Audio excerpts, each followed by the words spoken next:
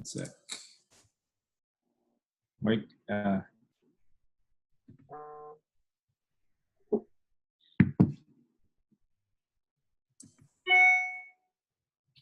Okay, good afternoon, everyone, and welcome to today's video conference presented by the National Hockey League and the NHL Players Association.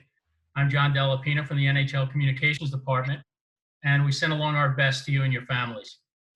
Today, we have assembled a championship collection of 3 goaltenders who have combined to win the last 4 Stanley Cups. So join me in welcoming Matt Murray of the Pittsburgh Penguins, Braden Holtby of the Washington Capitals, and Jordan Binnington of the St. Louis Blues. Gentlemen, thanks for joining us. Thank you. All right. Guys, let's start the way we always do, which is just go around and play a little catch-up, find out where you are, who you're with, and how you're holding up. Braden, why don't we start with you? Yeah, I'm still in Virginia, D.C. area with my family here. We haven't gone anywhere, so we don't have too much exciting to report. And how you just staying active? I mean, we got a nice backyard here and a pool, so 2 kids that keep me busy no matter what we're doing. So trying to figure it out. The teaching thing is definitely keeping me busy.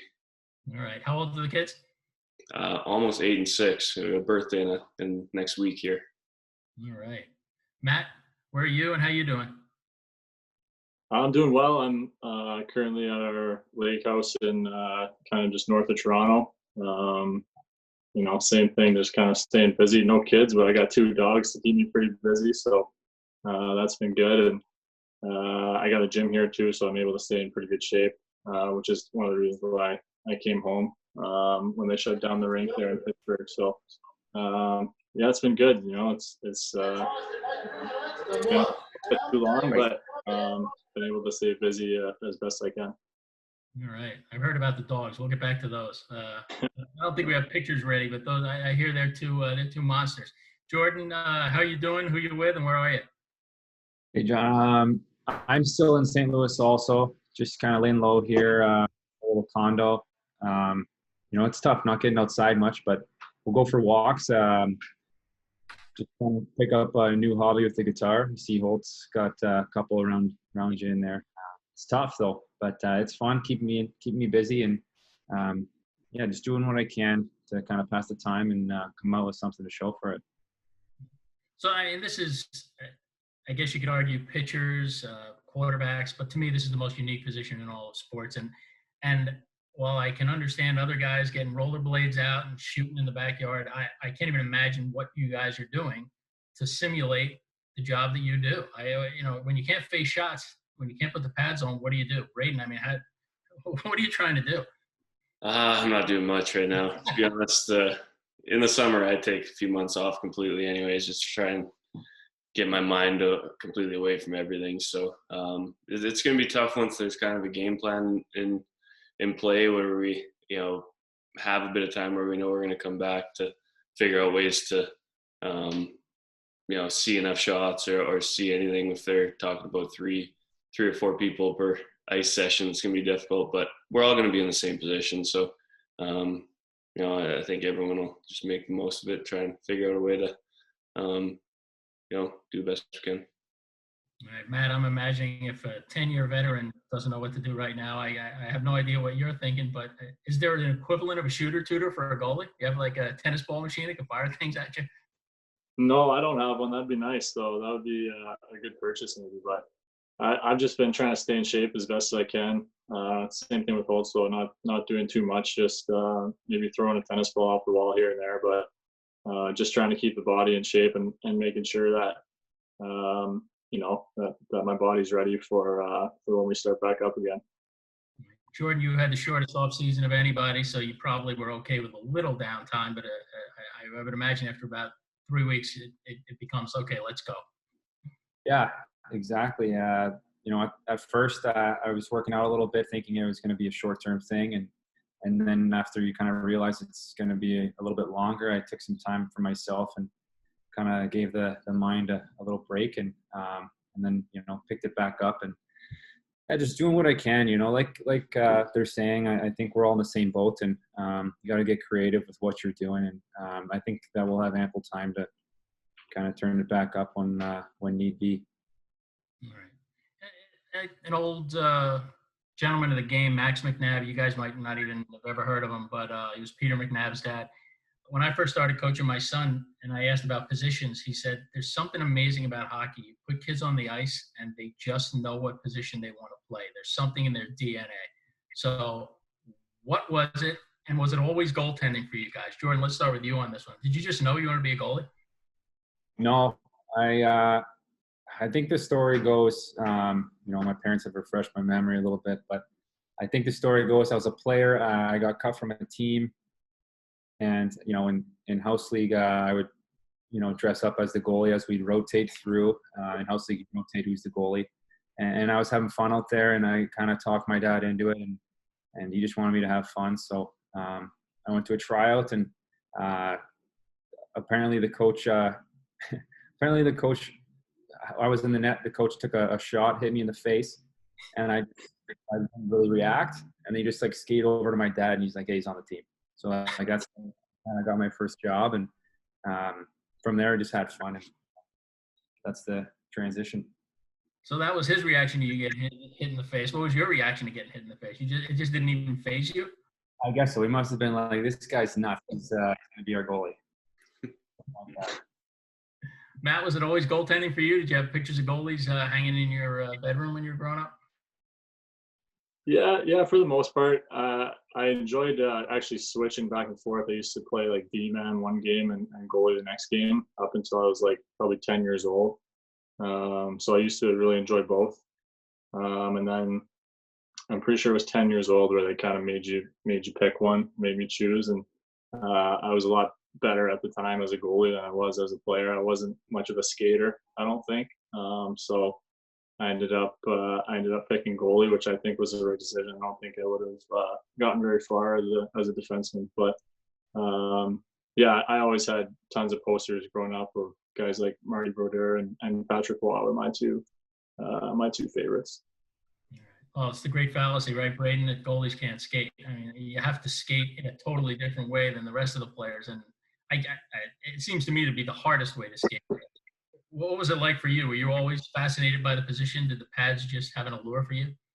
Yeah, I mean, I'm kind of opposite of Matt. My dad was a goalie, so I wanted to be like him, but I wasn't very good at it, as I was much better at playing as a forward or anything, but I always wanted to be a goalie like Dad or whatever. But I was pretty fortunate. I grew up in a tiny small town, so a couple years the age group above me didn't have a goalie, so I got to play the goalie for them and be a skater for my age group. So I got to do both until I think it was Pee Wee or something. But yeah, from when I can remember, 3-4 years old, I just was obsessed with goaltending. I think because my dad did it, and obviously he's a big influence that way. So not much more to it than that. All right. Other than your dad, the idols were similar to Matt's, or? Yeah, Patrick Waugh was my guy. Yeah. Do any of you guys watch old games and just not marvel, because that's the wrong word, mystified at how they played? Standing straight up, some of the double kick saves that they would make. Jordan, I mean, you must watch these games and say, this is like a totally different game than I've ever seen before. Yeah, and in some ways I think it's very effective at the time, and just their natural reaction and competitiveness really got them by, and it's a totally different game, but it's cool to see, and it just makes you wonder, what they would be like, or how you would be in that moment, or how they would do when in this time, but it's cool. Yeah, I enjoy it. All right, well, instead of me continuing to talk from ignorance, we're going to bring in a guest host for a little while, somebody who knows the position a little bit. He doesn't need any introduction, but I'll give him one anyway. So he backstopped the Islanders in '93 to one of the great Cinderella runs, kept the Penguins from winning 3 straight. And then in '94, he won the Stanley Cup with the Rangers. and he is now he's the executive director of a group you will all eventually join, although no hurry for any of you, the NHL Alumni Association. So Glenn Healy, where are you? Glenn, where's your face? Oh, we got Glenn ready to go. We're trying to pop him up. Stand by. Glenn's in a no Wi-Fi zone, so we might have trouble with him. Well, while we're waiting for him to pop up. So Matt, you were born on May 25th, 1994? That's right. What other epic thing happened in the NHL that day? Ooh, is this trivia? Are we starting trivia already? Well, just because Healy has kind of a connection to it. If he's not going to pop up, I'm just going to have to riff here. So. Oh man, I have no idea. I'd be totally guessing. I have no idea. That was Mark Messier's guarantee game. Oh, okay. That's a big one. All right. How didn't you know that? Well, I gave Healy such a good introduction, and apparently we lost him, so we're gonna forget about Glenn and we're gonna move on. So. Some of the earliest guys I covered in hockey and my friends were Martin Brodeur and Chris Terreri, and I always used to ask them, how do you prepare for the fact that the first thing you may face in a game is a breakaway from Mario Lemieux? Like, there's no other position in sports where you start the game and you have no idea what the first thing is going to happen to you. But Braden, I mean, you're playing a playoff game, a game 7, and you have no idea what the first save you're going to have to make. How do you deal with that? I think you just want to get something right away. The worst is when you go, 5-10 minutes without anything to start a game. Then that's when it gets real tough. Right to start a game, you're already amped up, you're ready from warm up or whatever. So, obviously a big scoring chance if it goes the wrong way can kind of mess with you. But for me, it's always if there's no action, nothing. That's the toughest. Jordan, how long did it take you to figure out the tricks to just leave a goal behind? You get scored on, it's the next one. Tough to say. I think it varies, and you're always a little pissed off inside, but yeah, it is what it is, and I think it just comes with experience and age. So probably I'd say in the OHL around that time is kind of where you learned to have a little bit better presence and control your emotions a little bit and just let the game come to you. I'd say that's around the time I learned a few things. Matt, you and Jordan had a similar, I would say, route, unlike Braden, where you were just thrown right into championship hockey really early in your career. And I'm just wondering, was that first year just a blur, or were there times when you said, I can't believe what I'm doing right now? Yeah, a little bit of both. There's definitely times where I would, think to myself for a second and say, like, how lucky I was to be in that position and to get to experience that so early. But also at the same time, looking back now, it was definitely a blur. And, I feel like, my whole career up until this point has been, a bit of a blur, and it kind of goes by so fast. But when I take a second to look back at it, I feel fortunate that, that I got to play in big games early in my career and really gain a lot of experience from that. Learn a lot of valuable lessons about playing in big games. And, I just, I feel lucky to have been a part of such a good team so early in my career and be a part of those 2 runs. Let me stick with you because I think one of the things that probably helped you, I don't want to put words in your mouth, is a relationship with a veteran goalie who showed a lot of class in turning the net over to you. And I don't know about the mentoring, but the partnership of goalies is an interesting thing. It can be contentious at times. And Matt, talk about yours with Fleury. Yeah, it was he was a big help for me for sure. I always, I leaned on him a lot those first couple of years, just looking for advice. And, he's the perfect guy for that. He was a great mentor to me and a great teammate to everybody. And I can't say enough about, what he meant for me in those first couple of years and just getting to watch him day in and day out, how he carries himself, just how professional he was and how good he was. So I was lucky in that regard for sure to have a guy like that. Braden, I was told that Matt's current goaltending partner remarked at the All-Star game, boy, I hated that guy. And he was the first guy to come up to me outside the locker room and say hello and make me feel comfortable. So 2 questions. How important is it now that you're a veteran guy, not an older guy, but just a veteran guy, to make younger guys comfortable? And is there a goaltending fraternity where, look, you want to beat each other, but you guys can appreciate what the other guy's going through? Yeah, I think so. I mean, I've always approached it that way. I think we're all extremely competitive, but when you break down and become a little more aware of what it takes to be successful as a goalie, the less competition with the other goalie there is, I think. Because really, out of their whole team, that's the guy that you're competing against the least. It's obviously fun when you get in kind of goaltending battles and making good saves. You want to do the same. But I think we all realize how difficult it is. The goaltending every year gets, thrown new challenges at you. So I think you have that appreciation of what other guys are going through too. So we share the same love, and, you just try and, we're all professionals. We're all regular guys. So I don't know, you try and, I feel kind of old now, to be honest. So any young guy, I'm excited to have that energy, and it's fun to talk to them about it. Jordan, people who don't really know your story, think you came out of nowhere and then you win a Stanley Cup. And I'm sure in the goaltending fraternity, the guys who know you are like, this guy, like he was ready when he got here and he paid all of his dues. Do you get the different reaction from the goaltending group and the non-goaltending group, people just really understanding your story better?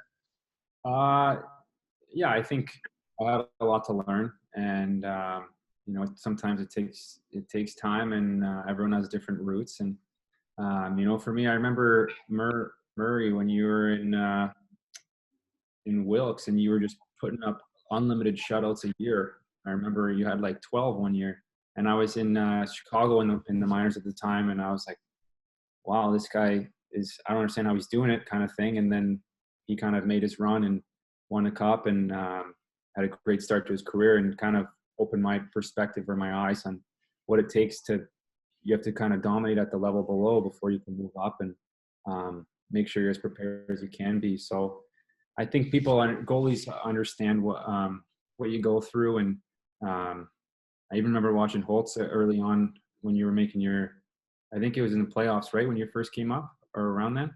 Yeah. I remember watching you, and I was like, wow, this guy's sick. And, not knowing at that point, I haven't played any pro games, but you probably went through the minors a little bit early on, I guess. And so, yeah, I think we all understand what it takes to get there. And it's cool to see. It's motivating to see. And I think it's influential that we understand it in a way and can just take it into our game and our mind, and kind of keep growing with it. It always seems like the handshake line, that connection is the warmest, the most. It's almost like you can see the two guys saying to each other, I get you, and I know what you just went through, and I really appreciate it. Yeah, definitely, I agree with that. Yeah. All right, let's do some quick hitters. So start with you, Braden. Who's the teammate most likely to buzz your head in practice or warm up with the slap shot, when you should really be just firing them into your pillows? Oh, right now, to be honest, our team this year was really, really good that way. But a guy in the past, I have to go back, is Andre Burkowski. We would go by my ears at every single shot and laugh at it, and we had a great relationship. But I think everyone just knows that, who's been around our team. Matt, who's the guy on your team? Oh, I'm trying to think. There's not really one guy in particular. I know Tanev's got me a few times early in practice, and he'll probably have a good laugh about that. I don't know if he might be doing it on purpose, but there's not really another guy that I can really say gets me all the time, to be honest. All right, Jordan, is there anybody on your team just drives you nuts in practice or the warm up? I don't really want to throw anyone under the bus, but everyone's pretty professional at this level. I think they understand that headshots hurt a lot, so they do their best to stay away from it. But Della Rose has gotten me once or twice this year, so I'll leave it at that. All right. Let's go back in the other direction. You practice against him so often. Have you been able to figure out Tarasenko's release, or is that one of the things that, no matter how many times you practice against him, you're never going to figure it out? Yeah. I mean, even if he had secrets, or I knew his secrets, I wouldn't give them away. But I still can't. You don't really know where it's going every time he has the puck on his stick. Right. Matt, Sydney's backhand. I don't think any goalie knows where that one's going. Have you figured it out? No, and the thing about that is he shoots it on his backhand pretty much about as hard as he shoots it on his forehand. So it's definitely the best backhand I've ever faced or I've ever seen, and I get to see it a lot in practice. So it's just amazing. Honestly, everything he does is amazing to watch in practice, and that's why he's one of the best players to play the game. He's just so well rounded, and he works so hard in practice, and he's just fun to watch. Not so fun to go up against all the time, but he's fun to watch for sure. Yeah, Braden, I don't even have to ask you. You know what the question is. He's always standing in the same spot. Everybody in the league knows the shot he's going to take, and people can't figure it out. So, A, can you figure it out? And B, can you figure out why nobody else can figure it I definitely know no one else will figure it out because it doesn't go where it's supposed to. It's like a pitcher in baseball that throws a 95-mile-an-hour knuckleball. It's just, it moves like crazy. But in practice, we had some run-ins early on in my career. Because if you shoot that hard, you don't really understand it. And I think he figured it out after a while. Once our coaches made us switch the starting goalie on the power play unit, so he didn't hit us anymore. But no, it's just amazing. You can tell he's, especially the last few years, he really respects us now, and it's you can tell if he's won a couple games without scoring a goal. You're not stopping much that practice on him. He's trying to feel it again. So no, it's crazy. I don't even. It's like he's a golfer with a draw on his. It's crazy. All right, let's talk about another guy who's unstoppable on one particular thing on your team. When TJ Oshie takes breakaways in practice, is he that lethal in practice too, or does he save his good moves for the game? No, he just loves breakaways. He just loves fooling around. He's like a little kid that way. I think you guys will agree that anyone that goes in a shootout that it comes the same way and has 3 or 4 moves off the same look, it makes it extremely difficult. But I think he's really good now, but a lot of players are starting to figure that out. So it's getting more and more difficult that way. Jordan, who's the guy winding up on if you are defending your own power play in practice? Is it Pietrangelo? Is it Parayko? Who's winding up that you're going up? Please, somebody block this. Well, Parayko for sure, but I don't even think you want anyone blocking it. But it's incredible how hard that guy's shot is. So I would say him. And Matt, here's one that's I'm interested in. Is Hornquist as much of a pain in the neck in practice as he is every other goalie in the league? Probably not as much as he is to other goalies, no, but he's definitely always at the net front, even in practice and on the power play and making your job difficult. But he's not really trying to get under your skin as much in practice as he is in games. So the problem is he apologizes after he does it every time. Yeah, he's the nicest guy ever, but that's just part of his thing. He just likes to go to the net, likes to make the goalie's job difficult, and that's what makes him really dangerous out there. All right, a few more around the horn, and then we'll play some trivia. League-wide, not one of your teammates. Hardest shots to read, Braden. Oh wow, I'd have to go with Kucherov's actually. He's got a lot of different ways he can shoot it. He's smaller, and you don't expect a guy like that to shoot that hard. Jordan? I don't think I've been in the league long enough to answer the question. I think I've got to get a little more experience. I can't think of anyone right now. All right, Matt? Well, for me, it's Ovi. Just kind of like Braden said, it's like a knuckleball. Honestly, it's like probably because of that huge toe curve that he uses, but sometimes it like drops a foot or a foot and a half. Sometimes it wobbles midair. Sometimes it, starts off going high glove side and dips and curves like a low blocker. Like, it's crazy the movement that he has on his shot and the like speed behind it too. So for me, it's definitely Ovechkin. Okay, and back to your team. Who are the guys who just eat the most shots? In fact, every once in a while you'd say, just let me have a couple. It'll be fine. Matt, start with you. Who blocks the most? Is that what you're saying? Yeah. We got a lot of guys that block a lot of shots in our team.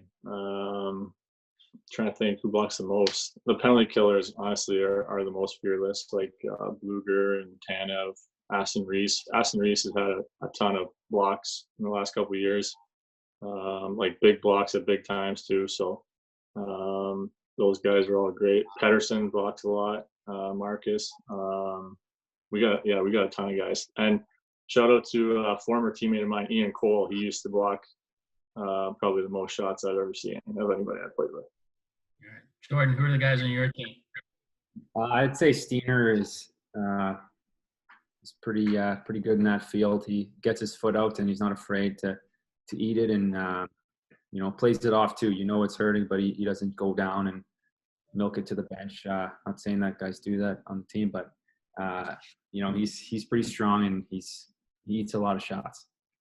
All right, Braden, let's take it in a different direction. So which guy would we not think? You have some stars on your team, some accomplished players are really good at this. Maybe they're not getting right in front of them, but they're just deflecting everything. They have great sticks.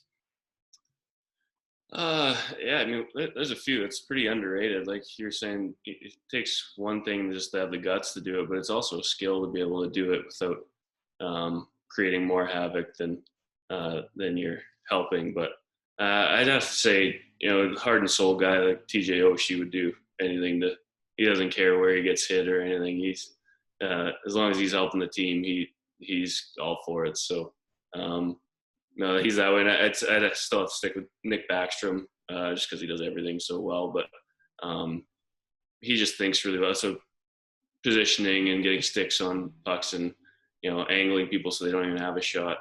He's extremely good at that. All right. Well, we failed with Healy, but I don't think we're going to fail with the graphics because Brendan Crossman, our Dr. Zoom, here he goes. He's ready to roll.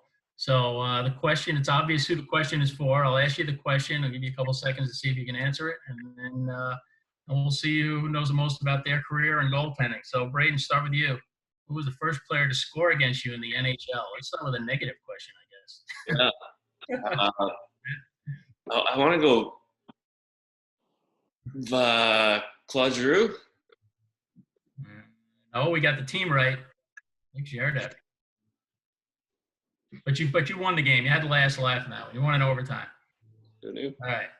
Matt, who is the only other goaltender in NHL history to win the Stanley Cup in each of his first 2 NHL seasons? There's the group. Oh, man.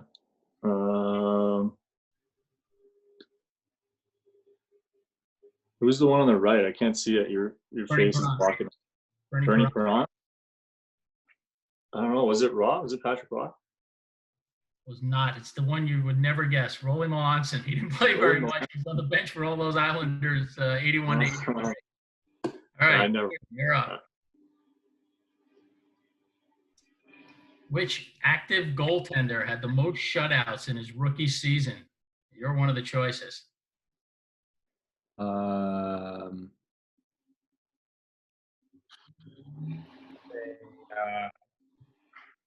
Maybe Rene? There we go. Ding, ding, ding. Well done. Well done, Jordan. These are harder than the ones we usually do. Brendan must be in a bad mood today. All right. Braden, who are the 3 Capitals goaltenders to win the Vezina Trophy? And you better get one of them right.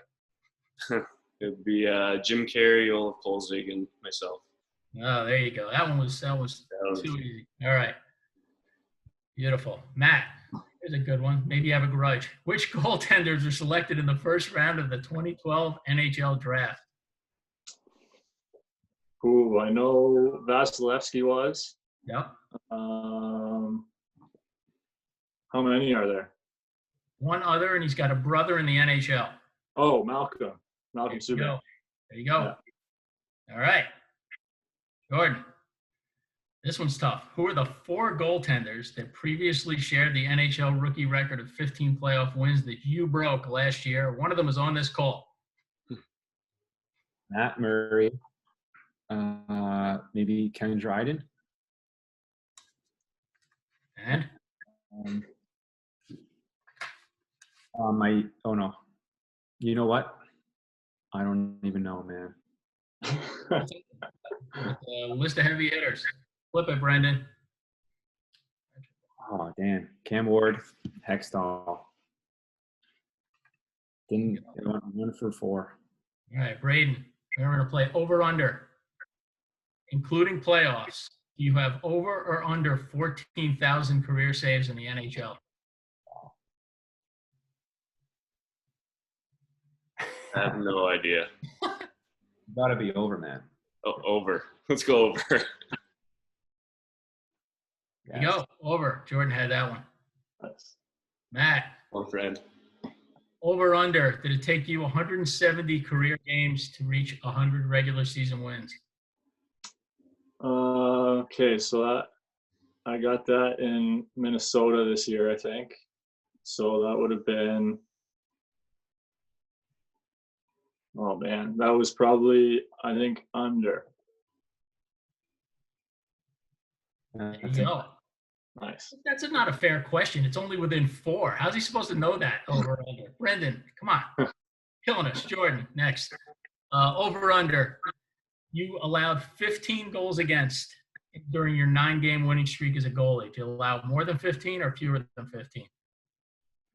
9 games.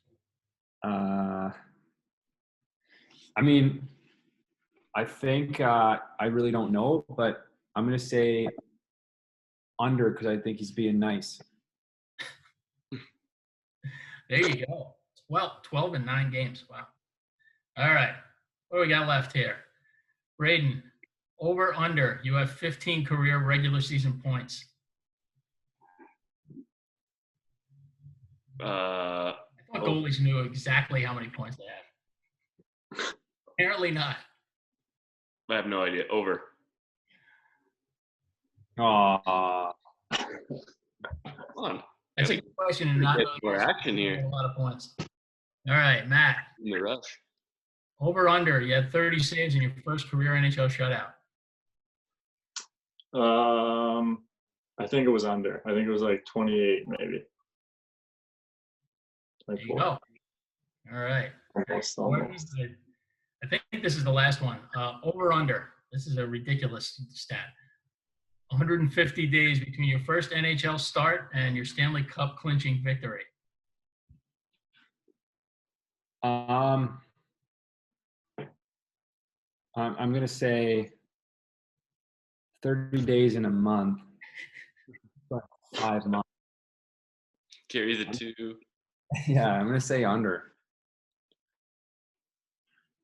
Oh, Again, Brendan. All right. Close, though. That's close. One more time, I think. One more set of questions. All right, Braden. You over, under 5 career penalty shot saves, including playoffs. I gotta go over. okay. Could be more than 5, right? 6. There you go. Matt, over, under. You played in 30 NHL games before winning your first Stanley Cup. Total. So that's playoffs also. Playoffs also. I think this is really close again, but I think it was probably over, just over. There you go. All right. The last one, Jordan. Over, under. There were 3 rookie goaltenders who have won Game 7 of the Stanley Cup Final. So there are more than 3 or fewer than 3. And we know you're one of them. I'm gonna say I hate to take so much time here, boys. I'm just gonna go with under. Wow. Oh, wow. Who are they? Flip it. All right.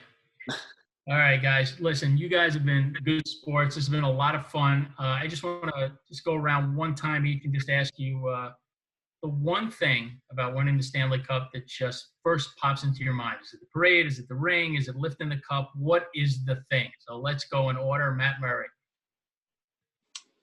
Ooh, the one thing, probably just the moments, on the ice and in the dressing room after the game with your teammates, just everybody celebrating and going crazy. Braden? For me, it's got to be seeing my family after. I was lucky to have my parents there, my sister, obviously my wife and kids. So that was pretty cool. All right. Jordan? I'd have to go with the parade. City was pretty electric, and I had some family on the float, and it was that's something that all of us team-wide will remember forever. All right. Just to finish up, I'd just like to give each of you a chance to just take a few seconds to just talk to the fans in your local area and just fans all around the NHL who are dying to see you back on the ice. Jordan, why don't we start with you? What's up, guys? Jordan Binnington here. We miss you. We miss playing for you. Stay safe, follow protocol, and we'll take care of stuff on our end. Okay. Matt? Yeah, I would just say everybody, keep staying patient. We'll be back on the ice soon, and hopefully that we'll be able to be there to cheer us on. In the meantime, everybody stay safe, stay healthy, and we'll see you guys soon. All right. And Braden? Yeah, like you guys said, I mean, it's we'll be back as soon as we can. We're just as excited as everyone else. We miss it just like everyone else, but important thing is everyone stays safe right now, so we can get back as quick as we can. Well, Braden, Matt, and Jordan, thanks for taking the time today. Thanks for letting us share a little of your goaltending expertise with us, and let's hope the next time we see you, you're in full gear and we're watching NHL games again. Thanks a lot. Guys. Good afternoon, everyone. Thank you. Bye.